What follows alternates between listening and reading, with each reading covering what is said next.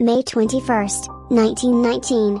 The Susan Anthony Amendment is irrefutably passed in the House of Representatives and then in the Senate 2 weeks later on August 18, 1920. On that day, Tennessee ratified the amendment by a margin of 3/4. The long-due achievement of women gaining the right to vote was finally accomplished on August 26, 1920, when U.S. Secretary of State Bainbridge Colby confirmed the amendment's passing. While there were other activists such as Antoinette Brown Blackwell and Alice Paul who took major steps in making sure women gained the right to vote whilst not being friends, the heart of the suffrage movement didn't just come out of nowhere, it was built off of friendship. This all happens because Lucretia Mott and Elizabeth Cady Stanton met in London while attending an abolitionist conference. They bonded and promised to change women's rights in the U.S. Then, Stanton meets Susan B. Anthony, who steps up in Mott's absence and furthers their movement. Stanton and Anthony's friendship lasts to the grave, and around 16 years later women are granted the right to vote. As individuals, Elizabeth Cady Stanton and Susan B. Anthony actually couldn't be more different. Stanton spent almost 50 years of her life in marriage and had 7 children. Anthony never married and at times dissuaded her friends from entering into unions or having additional children. These differences also created a degree of separation between the two as, during that time period, married women, especially mothers, were held to a higher, stricter standard than unmarried women at the time. Due to her status, Stanton had an obligation to her husband and family. However, Anthony often reminded her friend of their mission, stating, "You owe it to yourself and the cause to be there first." I was almost going to say to me too, or our obligations to the movement are one. Susan emphasizes Elizabeth's responsibility in their work by connecting the friends' loyalties to one another with their loyalties to their mission and reminding Elizabeth of her promise to both. Despite her demeanor and attitude toward having children of her own, Susan B. Anthony didn't necessarily hate children. She actually became Aunt Susan to Stanton's 7 boys and girls. Stirring soup pots and cleaning bang knees to give Stanton time to write speeches, petitions, and leaflets when Stanton couldn't leave home to help rally the troops, Anthony went, thinking of her friend and finding extra power in her words. Harriet Stanton Blatch delivered a speech to Susan B. Anthony honoring the friendship of Anthony and Harriet's mother, Elizabeth Cady Stanton. This sense of kinship is reinforced by a poem Elizabeth Cady Stanton wrote for Susan B. Anthony on her 80th birthday.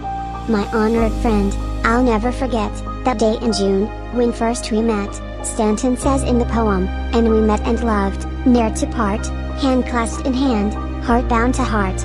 Elizabeth's tone is almost loving as she recalls memories and remembers birthdays vividly. However, even in their fondness, like all friendships, Susan B. Anthony and Elizabeth Cady Stanton had their disagreements.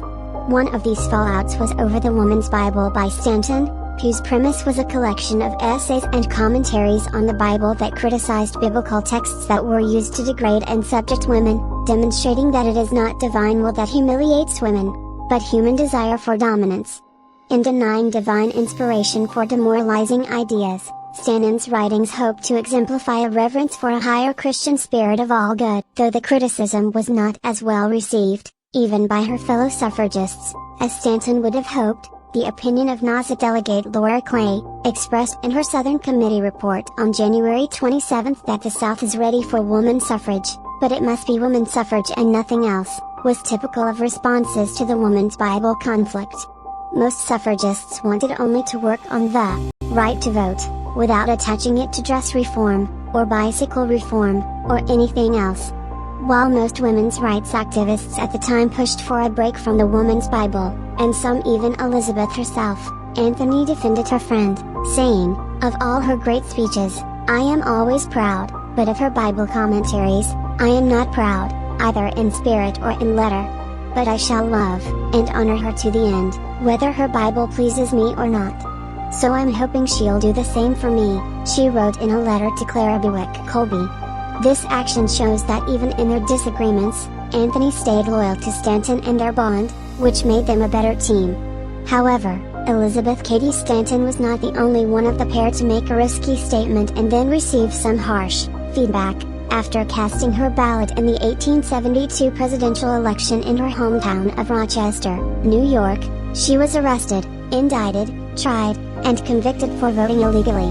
Then she proceeded to refuse to pay the $100 fine levied upon her conviction in order to gain greater publicity for her cause. Leaving aside the trials and tribulations of the friendly female activists, there was once a larger issue that split many suffragist alliances in two.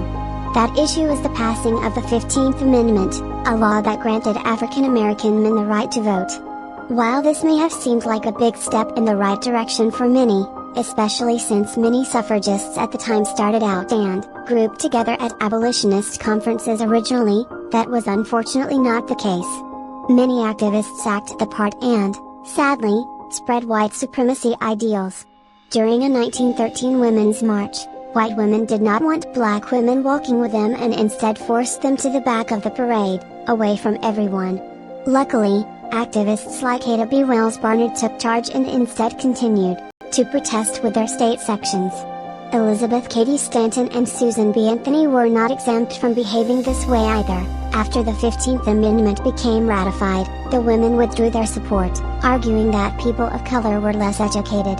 They claimed that any constitutional amendment that did not grant women's suffrage was unacceptable and even wrote a letter asking Congress to enact a law giving women in the United States the right to vote.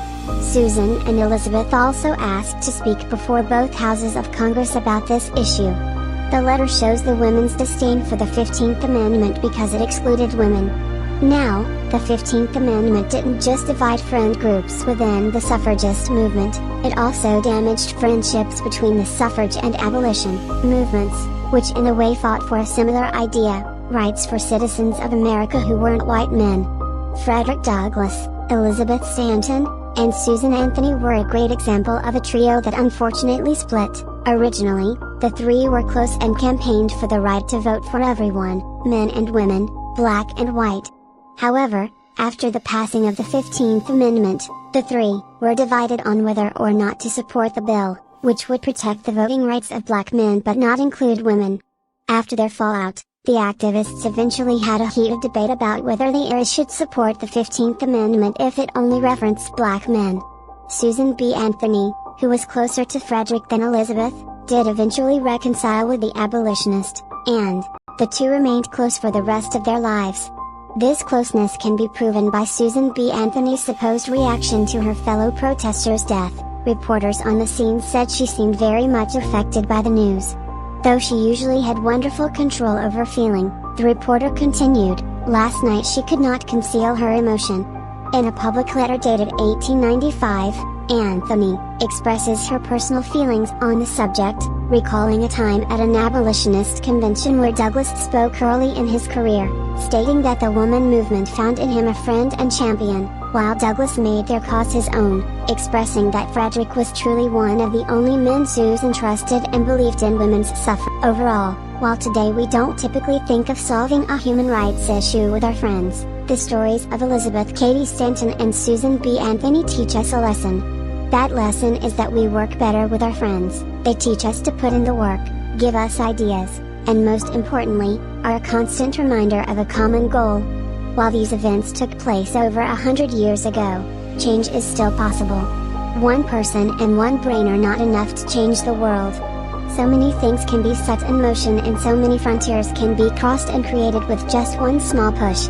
Tell me, what will you change today? And hey, don't forget a helping hand.